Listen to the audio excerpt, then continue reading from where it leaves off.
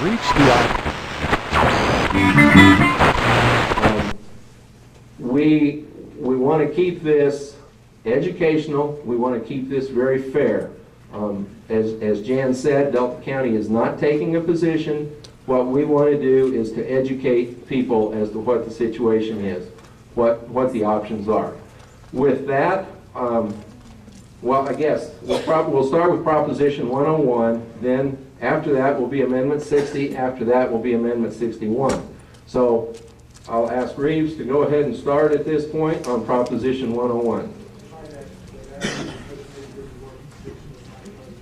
Okay, and I didn't say that, thanks Brad. To clarify, after the presentation, the 8:30, the meeting will go back to more discussion, general discussion amongst everyone. This is just an item on the agenda. This is not the whole meeting. It will go back to other things after this. All right, thank you very much, Olin, and thank you all for being here tonight. We have to be desperate to have this many people turn out on public policy issues, but that's encouraging. I appreciate the commissioners moving this agenda item back to 7:30. I'm with Club 20, and we've had committee meetings in Rifle for the last 2 days, and so I wasn't able to get here by 7 o'clock, which was the original time.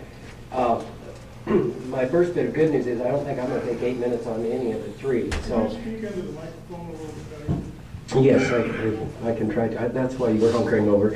I don't think I'm going to take 8 minutes on any of the three.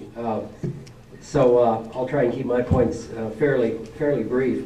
Let me talk just in generality first about the three measures in total, and point out that I'm not an official spokesman for the opposition campaign. I'm the executive director of Club 20, which is one of quite a number of organizations that are opposed to these measures. And I should note that those organizations span the political spectrum, left, right, center, from the League of Women Voters to the chambers across the state and most of the major dailies as well. So I'm not here in an official capacity with the campaign.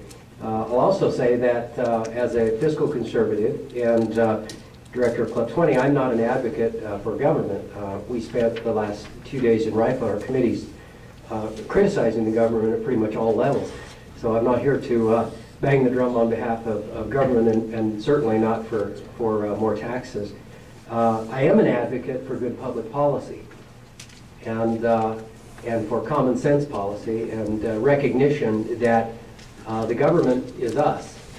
And the government provides services, and services cost money, and those services and the quality of life which those services sustain are what are going to be the cost of these three measures in total. I think I share much of the concern behind these measures. That was the motivation for these measures. I'm concerned about deficit spending. I'm concerned about unbalanced budget. I'm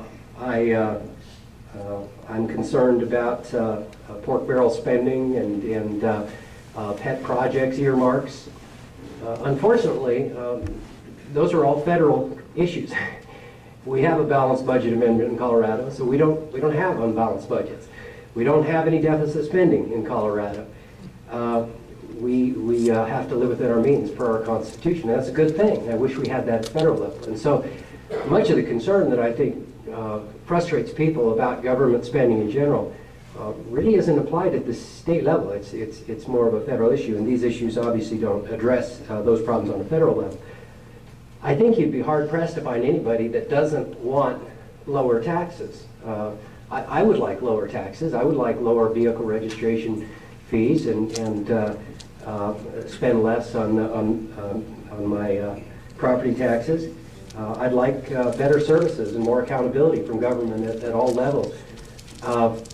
But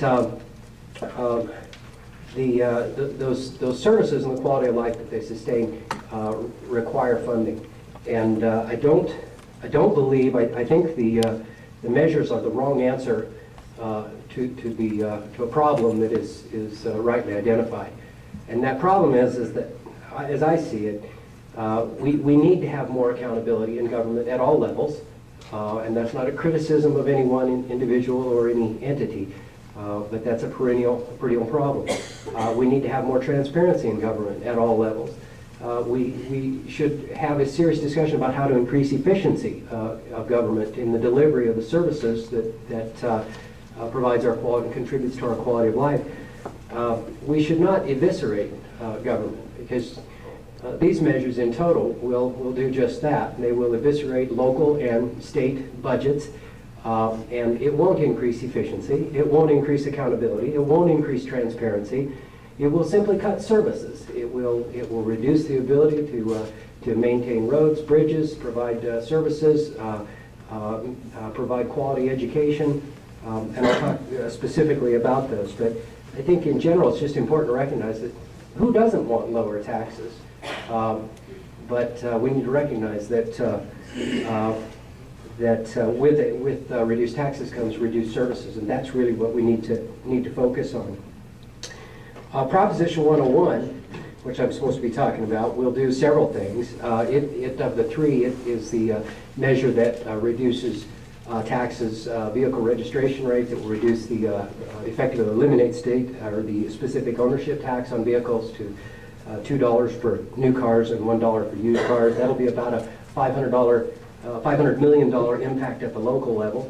The income tax, it will reduce the state income tax from the current 4.63% to 4.5%, and then over time down to 3.5%. That will be about a $1.2 billion cut in state budget, and it will also eliminate all telecom fees except for 911 fees. That measure is, in my opinion, particularly egregious because a significant portion of telecom fees pays for the high cost fund to provide phone service in rural, remote areas, and so the rural communities, of which I'm an advocate for, will feel the pain of that more than our urban constituents. I don't have specific impacts for Delta County, so I'll talk broadly on the state level as concerns Proposition 101.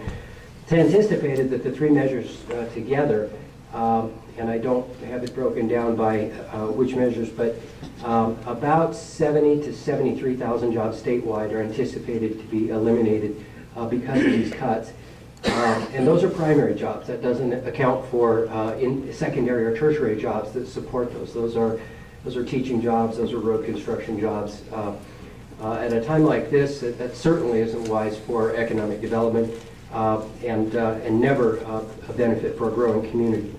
The vehicle registration fees, that reduction will have about a $375 million impact statewide, and about 110 of that will be felt locally. That's going to primarily affect State Patrol Service and ports of entry, and it is difficult.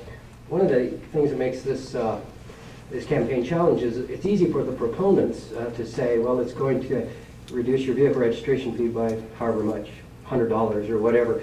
That's a very tangible, real benefit that we can all relate to.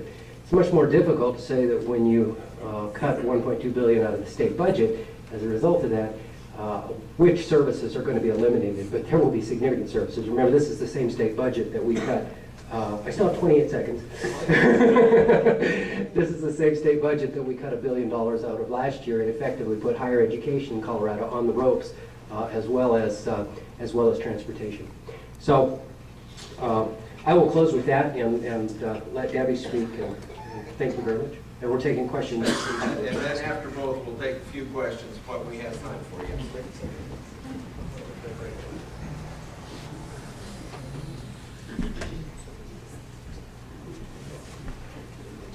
Not sure how close to be here. Move this a little bit. I'm Debbie Shum. I am the Western Colorado coordinator for these three ballot measures, and I'm a small business owner.